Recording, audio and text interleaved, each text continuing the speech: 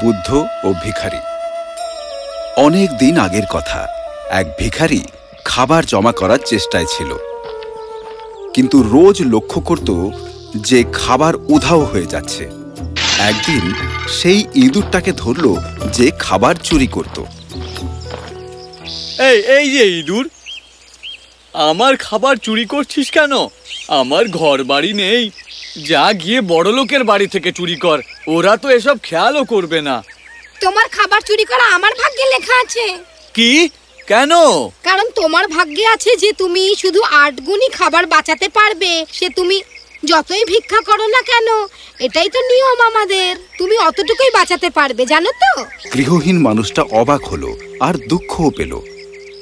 এরকম ভাগ্য পেলে কেই বা খুশি হয়? আমার ভাগ্য এরকম কেন? আমি জানি না, তুমি বরং গিয়ে বুদ্ধকে জিজ্ঞাসা করো, উনি এর উত্তর জানবেন। তাই সেই লোকটি বুদ্ধকে খুঁজতে বেরিয়ে পড়ল। সারাদিন সে হেঁটে চলল আর সন্ধ্যের সময় এক সম্ভ্রান্ত পরিবারের বাড়িতে এসে পৌঁছল। খুব ক্লান্ত আর ঘুমও পেয়েছে, তাই ভাবল রাতটা সেখানেই কাটাবে। তাই গিয়ে সেই বাড়ির দরজায় কড়া নাড়ল। বাবু, অন্ধকার হয়ে এসেছে আর আমিও নতুন, তাই বলছিলাম এখানে কি রাতটা কাটাতে পারি? ঠিক আছে, ভেতরে এসো। ভিখারি ভেতরে ঢুকতেই লোকটি জিজ্ঞেস করল, আচ্ছা বলো তো, তুমি এত রাতে যাচ্ছিলেটা কোথায়? ওই বুদ্ধকে একটা প্রশ্ন করতে চাই, তাই তাকে খুঁজতে বেরিয়েছি। সেই কথা শুনে ধনী লোকটির স্ত্রীও সেখানে এসে উপস্থিত হয়।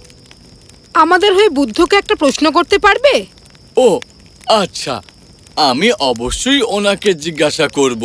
আপনি কি প্রশ্ন করতে চান মা? ও, আমাদের একটা মেয়ে আছে, ওর বয়স হলো 16 বছর, কিন্তু ও এখনো কথা বলতে পারে না। আমরা জানতে চাই যে ও কি করলে কথা বলবে।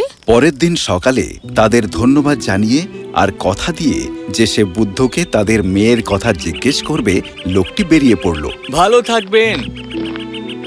এগিয়ে চলার পথে লোকটি তার সামনে দেখে পর্বতের সারি, যা তাকে পেরোতে হবে। ও প্রভু, এটা আমি কি করে পেরোবো?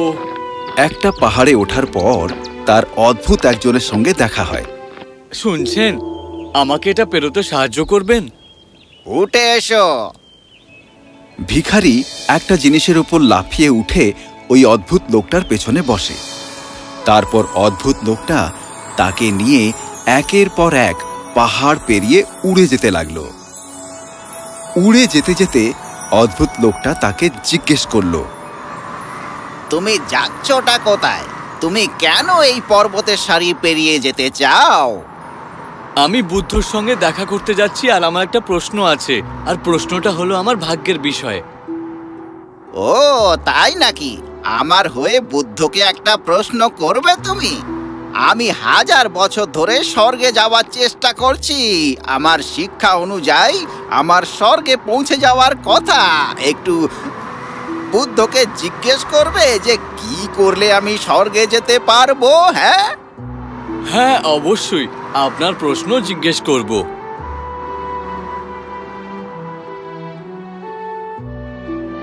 এগিয়ে যেতে যেতে সে শেষ বাধার সামনে এসে থামল, যেটা হলো একটা নদী, যেটা সে পেরোতে পারছে না। ও ভাই, এখন এই গভীর খরস্রোতা নদী কি করে পেরোবো? তবে ভাগ্য ভালো যে একটা বিরাট কচ্ছপ তাকে নদী পার করে দেওয়ার প্রতিশ্রুতি দেয়। নদী পেরোনোর সময় কচ্ছপ তাকে জিজ্ঞেস করল, তা তুমি কোথায় যাচ্ছ? আমি বুদ্ধর সঙ্গে দেখা করতে যাচ্ছি, আর ওনার কাছে আমার একটা প্রশ্ন করার আছে আমার ভাগ্যের বিষয়ে। আচ্ছা, তুমি কি ওনাকে আমার হয়ে একটা প্রশ্ন করবে? নিশ্চয়ই, বলো কি? আমি প্রায় 500 বছর ধরে ড্রাগন হবার চেষ্টা করছি, আর আমার শিক্ষা অনুযায়ী এতদিনে তো আমার অবশ্যই হয়ে যাওয়া উচিত ছিল। তুমি কি জিজ্ঞেস করতে পারবে বুদ্ধকে কি করতে হবে আমায় ড্রাগন হওয়ার জন্য?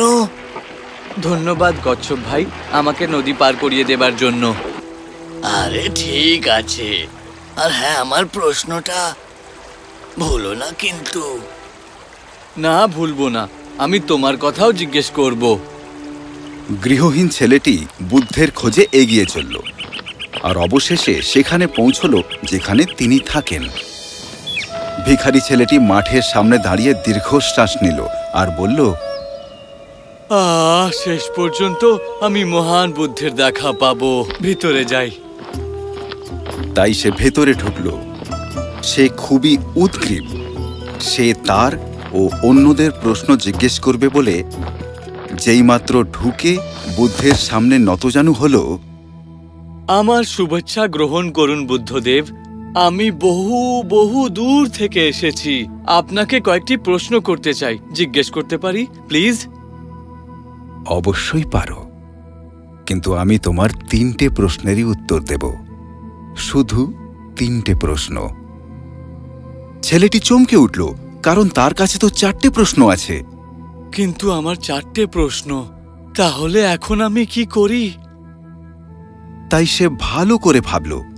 সে কচ্ছপের কথা ভাবল, যে কিনা 500 বছর ধরে ড্রাগন হতে চাইছে। বেচারা, কত কষ্টেই না দিন কাটাচ্ছে ওই কচ্ছপটা ওই গভীর নদীটাতে। তারপর সেই অদ্ভুত লোকটির কথা ভাবল, যে 1000 বছর ধরে স্বর্গে যাওয়ার চেষ্টা করছে। ও 1000 বছর তো অনেকটা সময়। ওর তো এখন স্বর্গে যাওয়া উচিত। শেষ পর্যন্ত সেই মেয়েটার কথা মনে পড়ল, যাকে বাকি জীবনটা বোবা হয়ে থাকতে হবে। ওকে সারা জীবন বোবা হয়ে বেঁচে থাকতে হবে, কি কষ্টকর। আর তারপর সে নিজের দিকে তাকালো। আমি গৃহহীন এক ভিখারি। আমি তো ঘরে ফিরে গিয়ে আবার ভিক্ষে করতে পারি। আমার অভ্যেস আছে, কিছুই বদলাবে না। কিন্তু ওদের জন্য সবকিছু বদলে যাবে যদি ওরা ওদের উত্তর পেয়ে যায়। তাই যখন সে অন্যদের সমস্যার কথা ভাবল, তখন নিজের সমস্যাকে খুব ছোট মনে হলো। তার খারাপ লাগলো কচ্ছপের জন্য, ওই অদ্ভুত লোকটার জন্য আর সেই বাচ্চা মেয়েটার জন্য। তাই ঠিক করল তাদের 3টে প্রশ্ন জিজ্ঞেস করবে। বুদ্ধ সবকটা প্রশ্নের উত্তর দিলেন। কচ্ছপকে তার খোলস ছেড়ে বেরোতে হবে। যতক্ষণ না খোলসের আরাম থেকে সে বেরোবে, ততক্ষণ কিন্তু সে ড্রাগন হতে পারবে না। ও, এটা কে ভেবেছিল? ওই অদ্ভুত লোকটা সবসময় নিজের জিনিস সঙ্গে নিয়ে ঘোরে, কখনো নামিয়ে রাখে না, আর সেটাই তাকে স্বর্গে যেতে বাধা দিচ্ছে। ও, আমি ওকে বলে দেব। আর সেই বাচ্চা মেয়েটির কি হবে? সেই মেয়েটি তখনই কথা বলবে যখন তার মনের মানুষের সে দেখা পাবে। ধন্যবাদ হে মহান বুদ্ধদেব। বুদ্ধ তার দিকে তাকিয়ে হাসলেন। ছেলেটি তাকে অভিবাদন জানিয়ে আবার বাড়ির উদ্দেশ্যে বেরিয়ে পড়ল। রাস্তায় কচ্ছপের সাথে দেখা হলো। তুমি কি প্রশ্ন করেছিলে? ও হ্যাঁ, তোমাকে শুধু খোলস ছেড়ে বেরোতে হবে, তাহলেই তুমি ড্রাগন হতে পারবে। কচ্ছপ তখন খোলস খুলে ফেলল। তার ভেতরে ছিল গভীর সমুদ্রে পাওয়া বহুমূল্য মুক্তো। সে সেই মুক্তোগুলো ছেলেটাকে দিয়ে দিল। এই নাও, এগুলো তোমার। এ আমার কৃতজ্ঞতা জানানো। এগুলো এখন আর আমার দরকার নেই, কারণ আমি এখন ড্রাগন। অনেক ধন্যবাদ, তুমি ভালো থেকো। আর সে উড়ে চলে গেল। পাহাড়ের উপরে সেই অদ্ভুত লোকটার সঙ্গে তার দেখা হলো। আপনি জিনিসপত্রগুলো নামিয়ে রাখলেই আপনি স্বর্গে যেতে সক্ষম হয়ে যাবেন। সত্যি বলছো? বুদ্ধ আমাকে তাই বললেন। সেই অদ্ভুত লোকটা নিজের সেই জিনিসটা ছেলেটাকে দিয়ে ধন্যবাদ জানিয়ে স্বর্গের দিকে পাড়ি দিল। ভালো থেকো বন্ধু, বিদায়। ভিখারি ছেলেটার কাছে এখন কচ্ছপের সম্পদ আর অদ্ভুত লোকটার ক্ষমতা রয়েছে। এবার সে সেই পরিবারের সঙ্গে দেখা করতে গেল যারা তাকে আশ্রয় দিয়েছিল। তাকে ফিরে আসতে দেখে উত্তর পাওয়ার আশায় তারা খুশি হলো। মহান বুদ্ধ বলেছেন আপনাদের মেয়ে ওর মনের মানুষের দেখা পেলেই ও অবশ্যই কথা বলতে পারবে। আর তখনই মেয়েটি নিচে নেমে এলো আর কথা বলা শুরু করলো। হেই, গত সপ্তাহে তুমি এখানে এসেছিলে না, তাই তো? মেয়েটি আর তার বাবা মা অবাক হয়ে গেল। তারা সেই ছেলেটিকে দেখল। সেই ছিল মেয়েটির মনের মানুষ। তাদের বিয়ে হয়ে গেল আর তারা সুখে শান্তিতে সংসার করতে লাগল।